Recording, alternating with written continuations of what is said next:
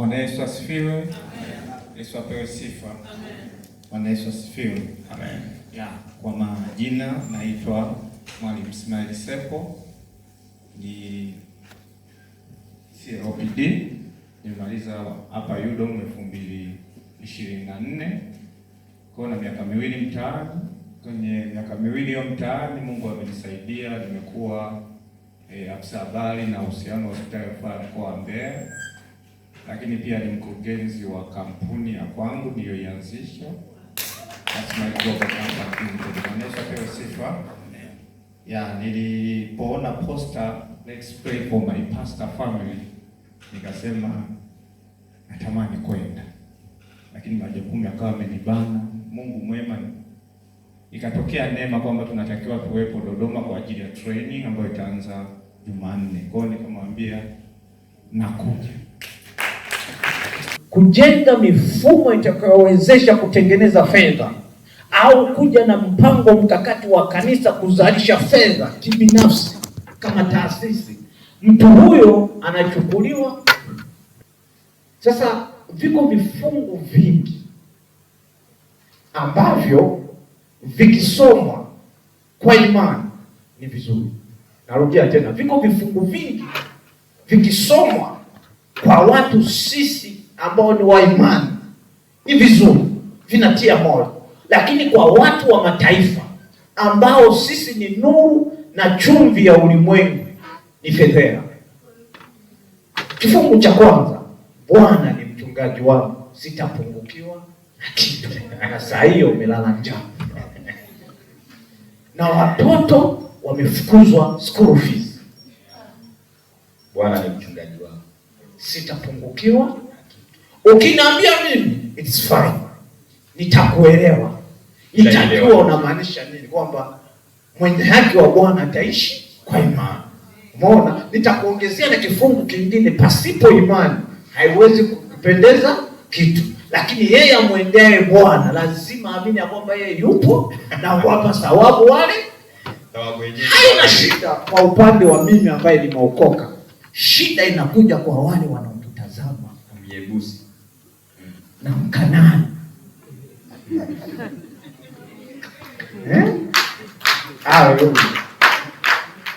Bwana Yesu asifiwe. Shida inakuwa hapo kwamba unasema Bwana ni mchungaji wangu, sitapungukiwa kitu. Mbona juzi ulikuja kukopa ada unalia kwangu unahitaji hela ya school fees? Man of God.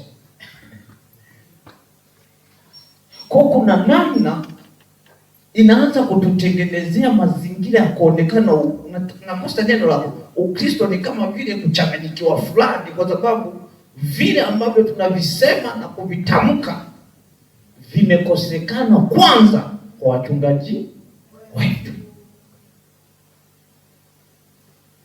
Wako bize wanajenga huduma, mchungaji amepanga na kodi bado inasumbua.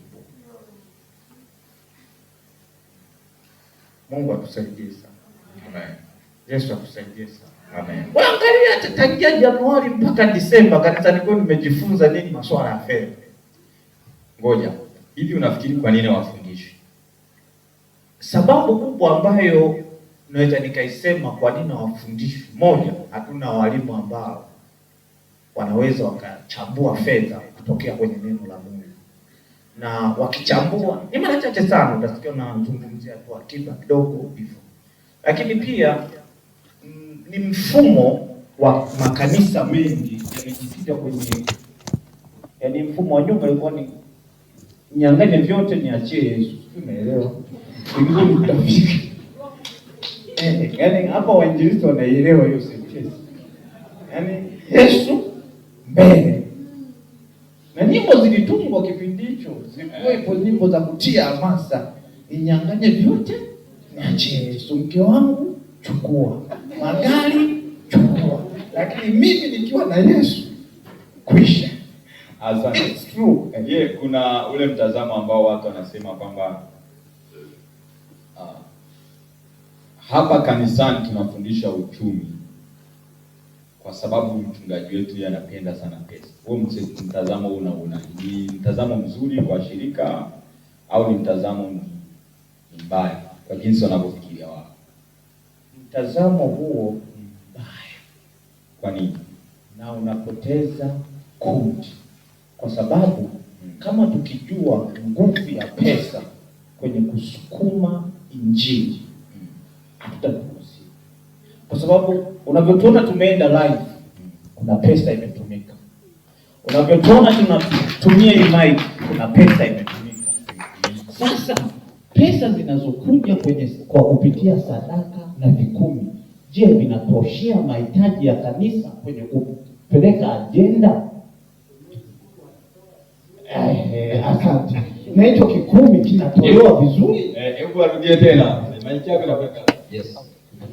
Bwana asifiwe. Na kikumi hicho kinatolewa vizuri au ni kile ambacho amejifikiria mpige miezi 3 hajatoa mshahara na mimi nionekane kidogo? Anasema mchungaji atakuwa na niwazo kama vile alivyochukua ni Anania, kameka kidogo, kingine akapeleka. Swali linakuja kwamba je, tukijua nguvu ya fedha, lakini pia mimi ngoja niwaambie moja ya kitu ambacho Mungu alikitengeneza kama mfumo wa kuleta fedha kwa watumishi, cha kwanza nitumie neno ishara au uwepo. Ishara ndio maana niwaambie mtakapoenda kuhubiri, ishara hizi zitaambatana pamoja na mtaponya wagonjwa,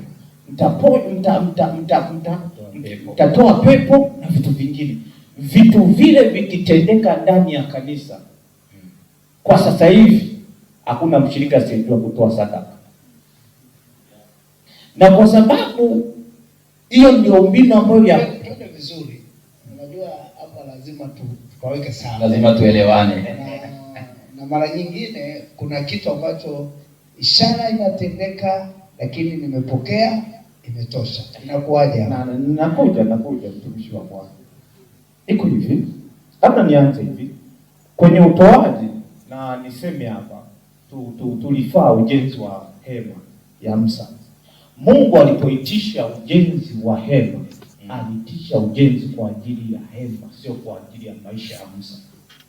Na Biblia inasema wale watu walitoa fedha mpaka zikatoshea, na Musa akaenda akasimama akatangaza akawaambia, jamani, fedha zinatosha.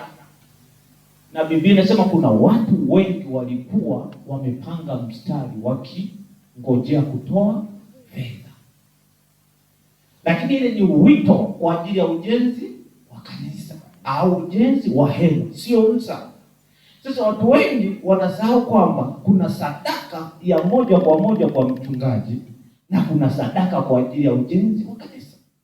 Kwa unapotoa sadaka inapomfikia pastor kama huyu, ile ni moja kwa moja ni ya kwake na ana matumizi ya kwake.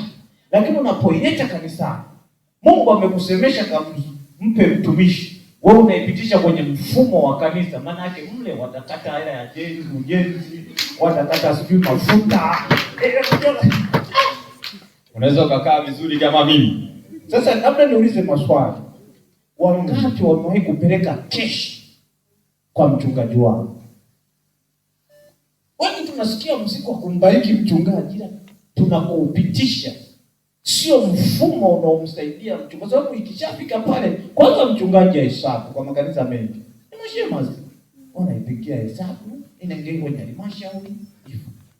Lakini kuna fungu kwa ajili ya watumishi, na ndio maana Mungu aliwaagiza Walawi kwamba Waisraeli kwamba katika nyumba yako msije mkamsahau Lawi. Yaani kwamba kila familia kutakuwa na wajibu wa kumtunza Lawi, sio kutunza hema. Mwambie mwenzako ni wajibu. Ni wajibu. Haya maandiko mbona itabidi nianze kusoma Biblia vizuri. Kasome na anasema kwa sababu anasema hawa katika nchi ya ahadi hawatakuwa na urithi wowote wala shamba, lakini mimi Mungu nitakuwa urithi wao. Kwa hiyo kama Kama hamtawatunza, inamaanisha kwamba mmenikataa mimi ndiye urithi wao, na kwa sababu mimi ndiye urithi wao, nitatafuta namna ya kuwalisha, hata kama ni kwa kunguru, lakini ole wenu ninyi. Eneo la kwanza ni hekima. Bwana Yesu asifiwe. Biblia inasema mtu akiishiwa hekima na afanyaje? Nikwambie, moja ya bidhaa aliyokuwa anauza Sulemani ilimfanya aletewe dhahabu kutoka magharibi, wafanyabiashara na Melekemu. Hakuuza bidhaa nyingine isipokuwa hekima. Nondo.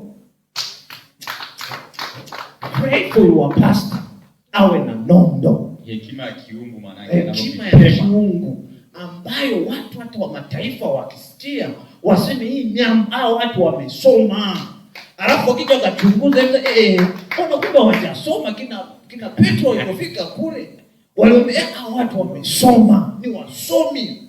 Watu wakaja wakakaa wakatulia.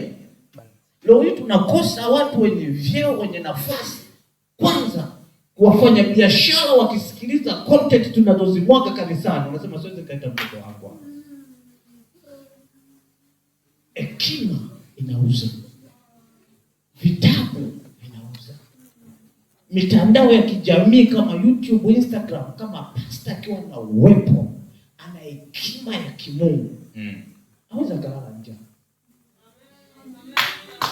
Hapa niwape tu mimi kidogo, ni mtu wa digital, nimesoma technology. Video subscribers 1000 kwa viewers 1000 unalipwa $7 za Kimarekani kama video yako ni ya Kiingereza, na $5 za Kiswahili kama video yako YouTube Tanzania. Sasa chukua 5 mara 2600. Subscribers channel yako ni 1000, viewers 1000, unalipwa $5. Imebidi leo subscribe channel yangu. Kama hujawahi kusubscribe account ya mchungaji wako, Bwana Yesu asifiwe. Mbona? Sasa hebu twende tupamege vizuri hapo. Kumbe unaweza mchungaji akadeliver vizuri hiyo hekima kwa watu. Lakini watu bado hawana uelewa wa kusubscribe zile account. Kwa sababu sasa hivi, juzi nilikuwa napita kwenye mitandao ya kijamii, nikaona mtazamo fulani hafifu kwamba wachungaji wa zamani walikuwa wanasema kushare, kucomment, kulike na kusubscribe ni dhambi sana. Lakini sasa hivi wanasema share, subscribe, comment na like. Unajua mtazamo moja ya kitu ambacho kinawasumbua Wakristo ni kwenye matumizi ya kitu. Mimi nilikutana na pastor ameacha kufanya kazi, alikuwa ni fundi anashona mpaka kwa Mungu amembariki kwa anashonea ndio kwa wilaya.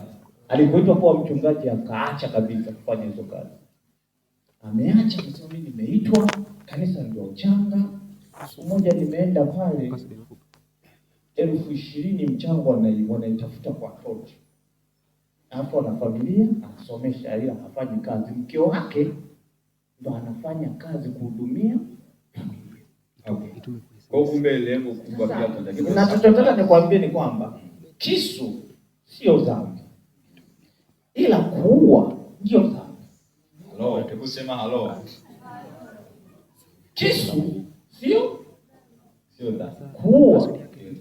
Na kuua naweza nikaua kwa kutumia kisu, naweza nikaua kwa kutumia sumu. Sasa watu wengi kwa sababu visu vimekuwa vikitumika kuua, wanakuja na ile mentality ya kuhalalisha kwamba kisu kisitumike kwa sababu kinaua. Ndicho hicho ambacho tumepigwa kwenye digital. At least sasa hivi I see. Kwa sababu kule ndo vijana wanakuwepo, watu wanashika kule na dunia inahamia kule. Sasa sisi tusiposhare hizo message, unakuta watu kwenye magrupu wanashare meme kuliko sermon ya pastor wake. Nasema nimeshika mawili na hamna kilichoponyoka. Na yaani hii tu mitandao ya kijamii. Hapo tu fikiria mtu awe na viewers 200,000. Piga hiyo hesabu na milioni 100. Mchungaji afija.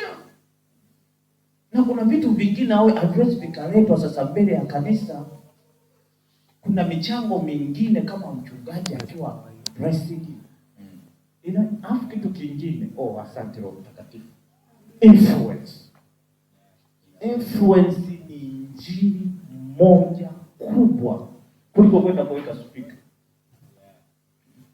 Leo hii tutakosa vijana kwa sababu wakitazama maisha ya wachungaji kiuchumi wanakosa sababu ya kumwamini Mungu wao. Alafu kuna shoga fulani kwenye mitandao na trend anaendesha gari fulani. Bwana umetulia. Au wadada hawana ndoa, wako wanakashifu kuhusiana na masuala ya ndoa takatifu. Wako kwenye magari mazuri. Lakini turn to our people. Kuna kitu. Asante, naomba nisaidie kusummarize sasa. Eneo la kwanza ndio hilo, kuongea kuhusiana na hekima. Eneo la pili, mimi nasema baraka huwa zinapita kutoka kwa Mungu kupitia watu kukufikia. Sijui, lakini sidhani kama kuna siku baraka itatoka juu itokezee nyumbani kwako. Sijui kama unatafuta ardhi, kuna mtu anamiliki ekari za kutosha. Kama unatafuta kazi, kuna mtu saini moja tu wewe umepata kazi. Nyumba, unataka gari, tayari vitu watu wanavyo. Nini ninachotaka? We must pray for the pastors wapate destiny helpers. Kadiri unavyokuwa na watu ambao wana talent mbalimbali au kwenye ofisi mbalimbali, ni channel ya kufika pale unapotakiwa kufika. Maana kama mchungaji akiwa na watu ambao wako sehemu mbalimbali, moja wapo ni umenikumbusha jambo. Wakati ninasoma chuo nilikuwa naabudu kanisa moja hapa mjini, lakini ile kanisa lilikuwa na watu ambao wako kwenye ofisi mbalimbali, lakini alikuwa ni mama mmoja tu, ana cheo vizuri, lakini alikuwa ni sehemu ya kuunganisha watu. Sasa wale wengi leo kizazi cha sasa hivi, yaani nikisema destiny help, yule mtu ambaye anakubeba, anaweza kukusemea mbele ya wako, anaweza kukupa wakati ambapo hakuna mtu ambaye anaweza kukutoa. Mimi wanawaambia watu, mwanasheria unaweza kaona kama vile hana kazi mtaani, subiri upate kesi.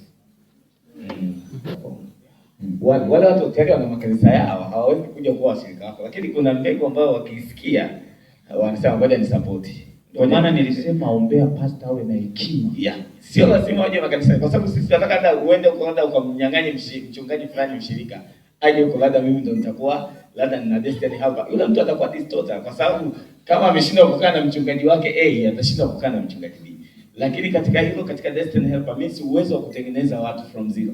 Kwa sababu kama tutatengeneza watu ambao hawajitambui, mimi sina huduma itajitambua. Lakini kama tutamtengeneza mtu tukamjenga akasema wewe mtu hawezi kukuacha kama pastor, hata kama aende wapi hawezi kuacha. Mimi nazungumza kwa sababu kuna mtu hata sisi kama sisi tunapokea part time members wa miaka mitatu 4, labda daktari miaka 5, Mungu akisaidia. Lakini wakiondoka hapa, je, wale watu wanatukumbuka? Kama hatuna uwezo wa kuwajenga hadi ifike kipindi hata akitoka huko sana, I have my pastor. No matter nina wachungaji wengine, lakini kuna yule mchungaji lazima ahakikishe ninagusa maisha yake. Kwa hiyo alichozungumza kwa habari ya nondo, hebu tujitahidi kujizabiu kwa watu. Tuwape kitu kilicho bora. Kwa hiyo kitendo cha watoto kupata fursa mahali fulani, kupata cheo mahali fulani, kupata hadhi mahali fulani, inatia nguvu na heshima. Yaani mchungaji akisema Bwana amenibariki, wakijua kwamba mtoto wa mchungaji ni mwanajeshi. Safi mtoto. Ndio maana kuta vita vingi vya watoto haviko kwa ajili ya watoto, viko kwa ajili ili wananchi waseme Mungu wa mchungaji uko wapi? Ifike point ambapo kama kundi halina uwezo wa kula, mchungaji ana uwezo wa kuishi. Yesu aliwaambia mna nini? Akasema kuna samaki.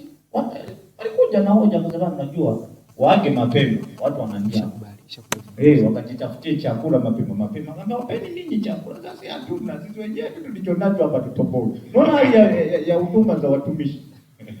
Yaani tu wao wenyewe pale wakisema wagawane kilichopo. Hawatopo. Anasema tena kiongea.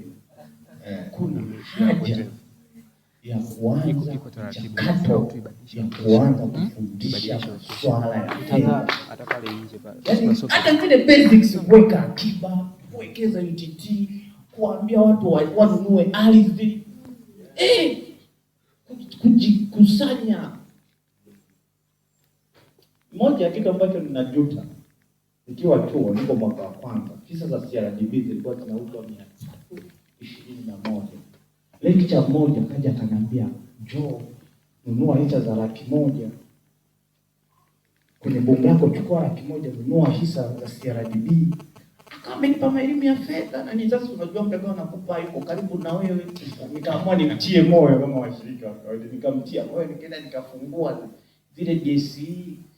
Nikamwambia bwana nimeshafunga. Akasema basi utakuwa unanunua. Sikununua hata hisa hiyo. Yakajua nanunua. Baadaye bongo limepanda kutoka 520 mpaka 600. Akaniambia hivi, wajinga wataongeza matumizi. Lakini wewe kwa vile umeishi kwenye 520, hiyo 80 ongeza kwenye kununua hisa. Mimi nikamwambia ndio nanunua. Umeongeza matumizi. Unapokuambia hivi hisa ya inauzwa 2,900. Sasa watu hapo masuala unaona watu hawaelewi, yani hapo hesabu zinaenda. Yani hesabu iko hivi, ulinunua kitumbua cha 100 kwa 350. Sasa hivi kama ukiuza unauza 2,900 ni ndani ya miaka hii 4-5. Kwa hesabu nyepesi, chukua 100,000 kurudisha kwa 2,900. Unajua ni hela ambazo sasa hivi ningekuwa nazo na nisingezitolea. Unajali? Uliza hapo watu wanamiliki hisa mikono juu. Wanaomiliki hisa nyosha mikono juu. Nyosha ili ajiangalieni hapo pembeni. BDH moja na mwalimu. Hawa wangapi? Hawa ndio Wakristo wajao. Wenye ardhi, vitu vinavyopanda thamani. Una ardhi, yani una ardhi ambayo una uhakika na jina lako. Angalia. Hizi za wachache. Na tunamwamini Bwana, tutaipeleka injili kwa mataifa. Bwana ndiye mchungaji wetu. Wewe mwenzako anaongea kwa uchungu kweli. Mimi nimejifunza mambo mengi. Tutapata wapi mtu mwenye akili kama unaweza kumpigia Bwana Yesu makofi? Bwana Yesu asifiwe tena. Waliochelewa naitwa Pastor Benjamin Okali. Tuna mada inayosema kwa nini familia ya mchungaji. Kwanza niulize kati yetu, wangapi ni wanatoka kwenye familia ya wachungaji? Nyosha mkono juu. Nikikueleza mimi familia yenu ikoje, kila mmoja na majibu yake. Sababu hata mimi natoka humo, tuna walevi, tuna wazinzi, mchanganyikeni. Tunatoka kwa neema ya Mungu.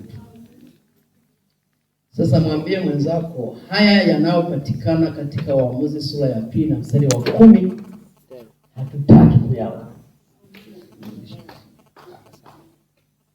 Na niliona msomaji mzuri wa pale, hebu somee hilo andiko la Waamuzi sura ya 2 na mstari wa 10. Tena watu wote wa kizazi hicho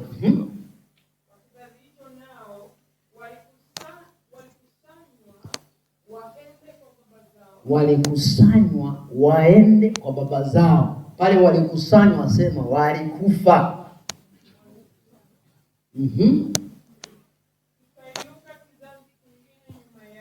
Kikainuka kizazi kingine nyuma yao ambacho hakimkumjua Bwana,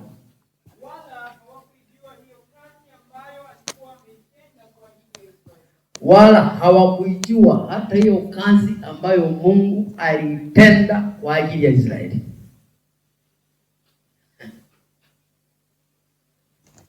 Wazao wa wana wa Israeli waliasi, Pale ungemalizia ile mistari nasema wakaanza kutumikia miungu, kila mtu na shughuli yake. Walikosa mambo mawili. Moja, hapakuwa na mpango kama huu wa kukiombea kizazi. Sasa ashukuriwe Mungu kwamba leo tutakiombea kizazi hiki, mtatuombea na sisi, ili kuwe na continuation ya kizazi cha kiroho na kutolewa kanisani. Bado mdogo na anatengeneza nabii. Watoto wanasema hatuna habari na mambo ya baba.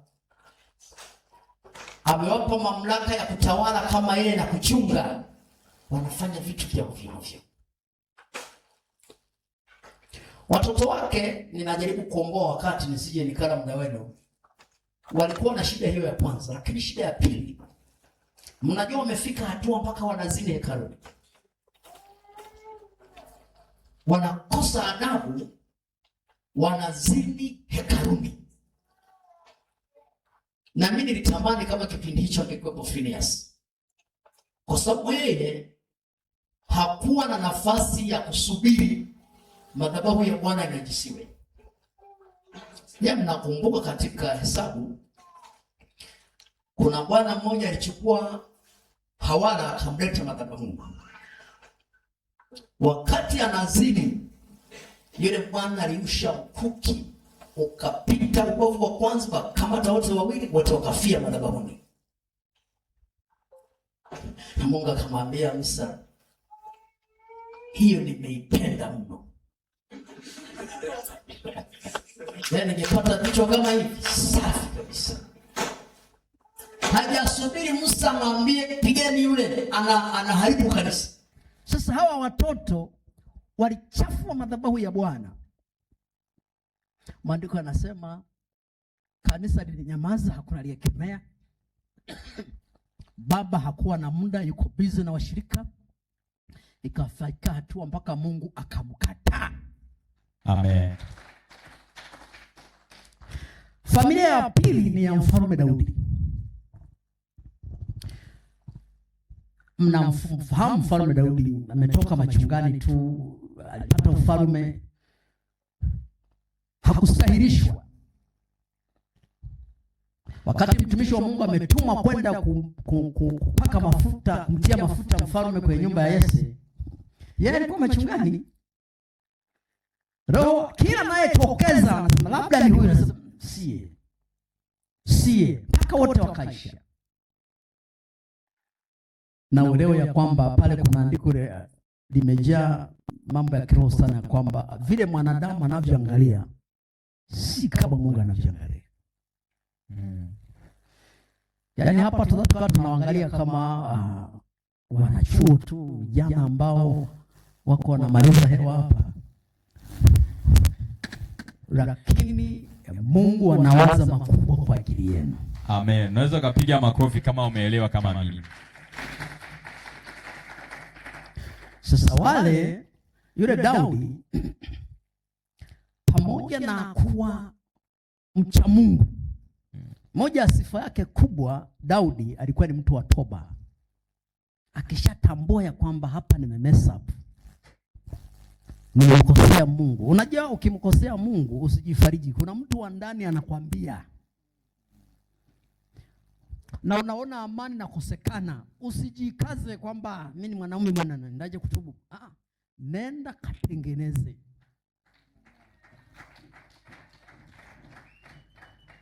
Yule mfalme kazi yake ilikuwa ni kutengeneza na Mungu, kwa sababu anajua hana msaada tofauti na huyo. Ile poor communication, ile spiritual misunderstanding kati yake na Mungu, anajua itamuondolea vitu vingi. Itamuondolea baraka, itamuondolea amani, itamuondolea ushindi, itamuondolea mafanikio. Ukitaka kupotea kabisa, wewe kumbatia dhambi. Ada wanabakana, halafu sio polini, kwenye nyumba ya familia.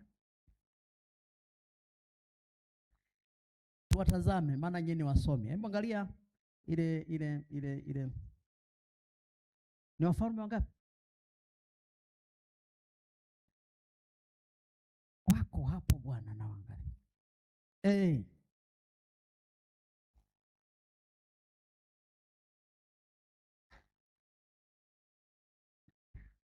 karibu hapa kwenye ni Samueli wa pili sura ya 13 bwana, na mstari wa 10 mpaka wa 14. Hebu moja tusome hiyo mistari minne. Hawa ni kaka na dada. Kwa Samueli wa pili sura ya 13 mstari wa 10. Mstari wa 10 mtasoma. Amnoni akamwambia Tamari, kilete chakula chumbani, nipate kula mkononi mwako. Basi Tamari akaitwaa mikate aliyoifanyizia akamletea Amnoni nduguye mle chumbani. Naye alipokwisha kuileta karibu naye ili ale, Amnoni akamkamata akamwambia, njoo lale nami ndugu yangu. Naye akamjibu, la sivyo ndugu yangu, usinitenze nguvu, kwani haifai kutendeka hivi katika Israeli. Usitende upumbavu huu. Malizia hapo. Nami nichukue wapi aibu yangu? Wewe nawe utakuwa kama mmoja wa wapumbavu wa Israeli. Basi sasa nakusihi, useme na mfalme, kwa maana hata kukataza kunioa. Walakini yeye hakukubali kusikiliza sauti yake, naye akiwa na nguvu kuliko yeye akamteza nguvu, akalala naye. Akamteza nguvu, akamzidi nguvu, akalala naye. Huyu ni kaka na dada.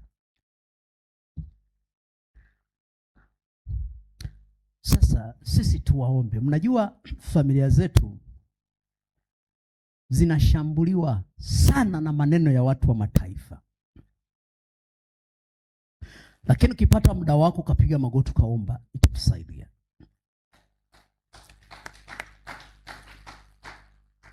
Hapo kuna vitu kama vile, kitu cha kwanza ukiendelea kusoma hiyo mistari, ndipo tumelipata chanzo cha sketi mipasuo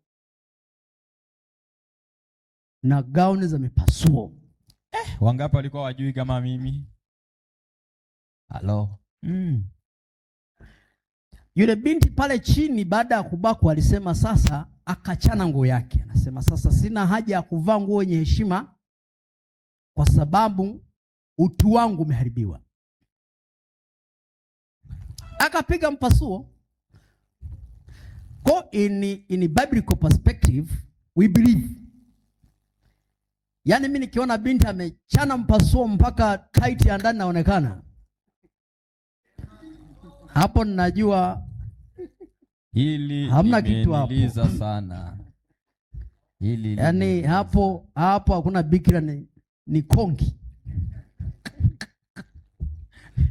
Sasa hebu cheki hiyo sampuli ya binti anayetoka kwenye nyumba ya mchungaji, amechana hiyo mipasuo.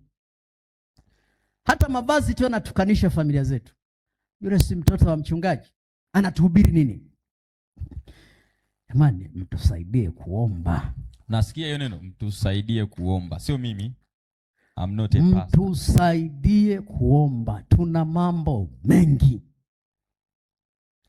Tunawaza tukashuhudie watu waokolewe huko. Tunakuwa na muda wa maombi, tuwaombee watu, Mungu awabariki, watu wafunguliwe. We are busy with the church.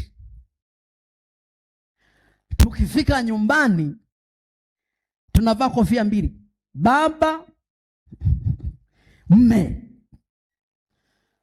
Kifika unakutana na wale kina mama, lakini sio nyie ambao hawajui kuchapa.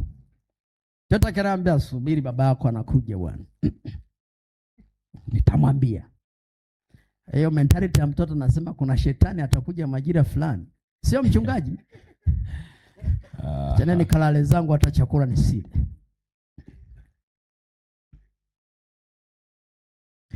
Badala ya kusema ashughulike naye, ufike sema pumzika, afu kesho ndio kueleze bwana fulani fanya 1 2 3 nilimadabisha, ili angalau upokee response ya mama. Tayari huku nako alishatengeneza conflict kati yako wewe na watoto. Kwa hata ungeomba kaanza kunena, kuna mtoto anakuchungulia.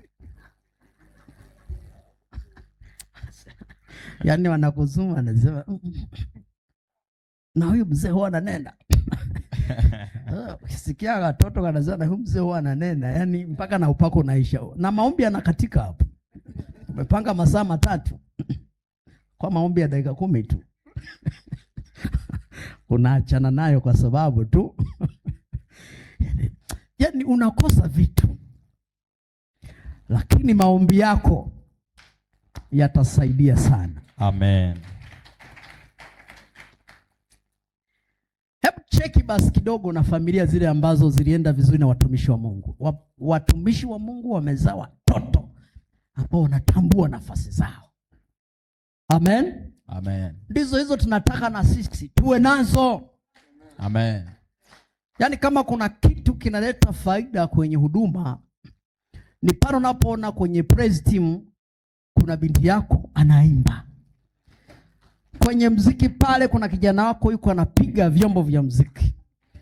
Au unatembea naye unampa neno na hubiri kidogo leo, kesho na hubiri. Kama vile tunavyo train wengine kukua kwenye mambo ya kiroho na familia pia ikue. Amen. Mimi nakumbuka mara ya kwanza nimesimama kwenye madhabahu mwaka 1994. Nikiwa na baba yangu. Nilikuwa wapi mimi? Aliniambia tusafiri tu, tukasafiri tukaenda mahala, ameenda kwenye huduma, alikuwa mchungaji, amestaafu mwaka 2000. Akaambia leo utafundisha neno la msingi. By the time kanisa letu huko nyuma ilikuwa na utaratibu huo.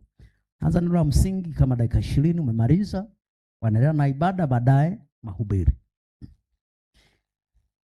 Nikapata shida mara ya kwanza, lakini kadiri alivyokuwa anaenda kuniendeleza, kumbe kuna kitu alikuwa nakipanda ndani yangu. Currently na mimi kuna watu ambao nakuwa faida kwao kwa sababu ya kila alichokiwekeza baba ndani ya maisha yangu. Amen. Lakini waombe wana wa Mungu, tukisema kuomba, omba kweli. Amen. Tuangalie kidogo familia ambazo zilikuwa za watumishi wa Mungu zimenyoka. Familia ya kwanza ni familia ya Priscilla na Akila. Matendo ya Mitume sura 18 na mstari 26. Hawa watu walikuwa wameshiba neno la Mungu. Alitokeza Myahudi mmoja anaitwa Apolo. Amesoma mambo ya theology tu, anajua ubatizo wa Yohana peke yake, ukisoma ile mstari ya juu kushuka. Alipokutana na hii familia wakamchukua akamwambia twende nyumbani. Wakamkelisha, wakaanza kumfundisha shule ya Biblia ya kwamba si ubatizo wa Yohana tu, kuna ubatizo wa moto wa Yesu Kristo wa Roho Mtakatifu. Akafundishwa akatoka ameiva. Kwa tunahitaji familia zetu ziwe na content ya maandiko ya kiroho ambayo wewe ukiziombea, kesho mimi sipo, kuna mtoto wangu anaweza kaendesha ibada nyumbani, anaweza kahubiri mahala, anaweza kafundisha, akamwelewesha mtu asiyejua habari hiyo. Jina la Bwana libarikiwe. So put down, not down kwa sababu muda tunaweza tusome, utasoma kwa wakati wako. Lakini familia ya pili ni ya Ibrahimu. Najua Ibrahimu ni baba yetu. Ukisoma ile Mwanzo sura ya 18 kuanzia mstari wa 17 na 19, Mungu anasema nawezaje kumficha mtumishi wangu, kwa sababu anakwenda kuwa baba wa mataifa.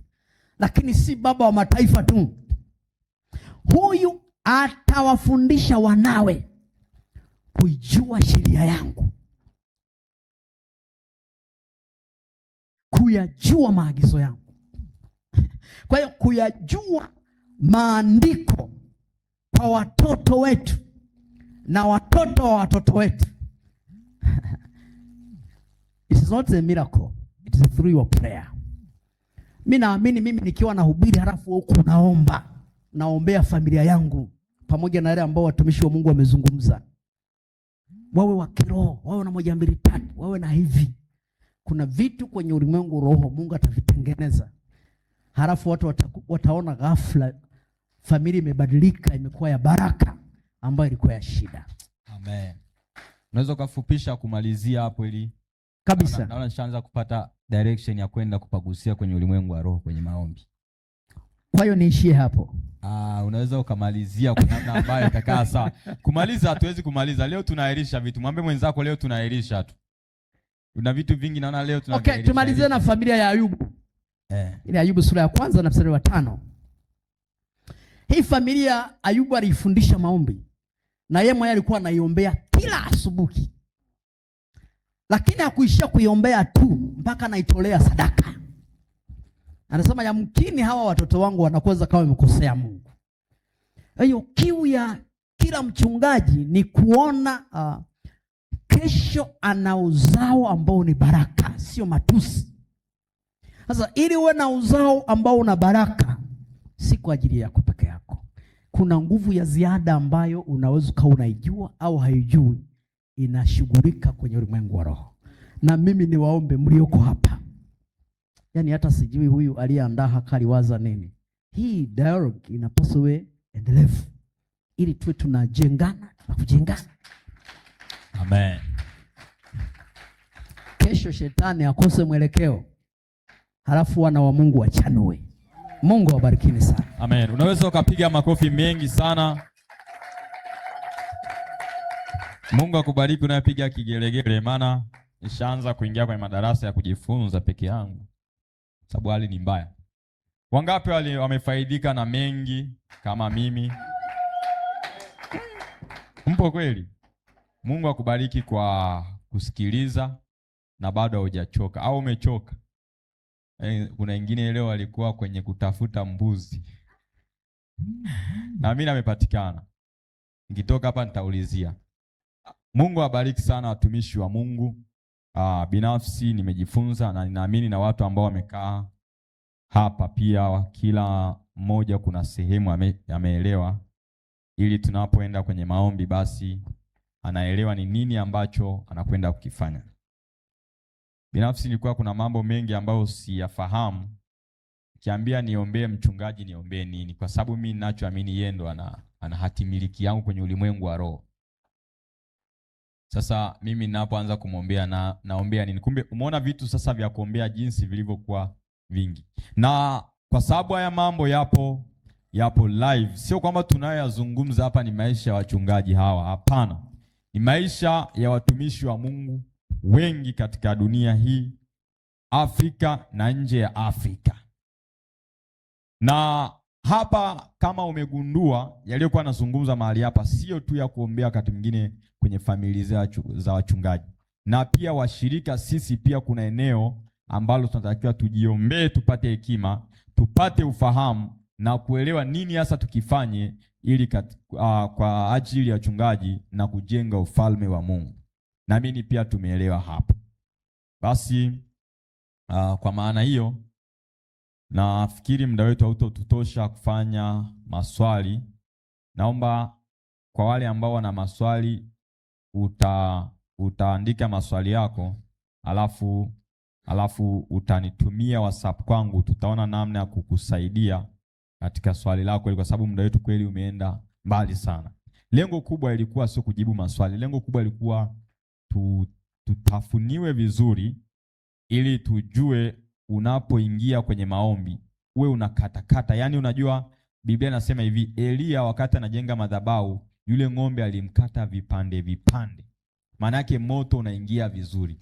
Angekuwa ni ng'ombe mzima mzima amelazwa pale, anaweza kama ameiva upande huu huku bado. Kwa sababu sasa hivi tumekatiwa kwenye vipande vipande, tunaweza tukaelewa tunafanya nini wakati tunaomba. Au kuna mtu bado hana hata prayer point? Huko nyuma mna prayer point? Naweza kusema mimi hata siwaelewi au niende tu, hapana. Basi naomba tuweze kusimama ili tuweze kurudi kwenye nafasi zetu. Unaweza ukapiga makofi yako wakati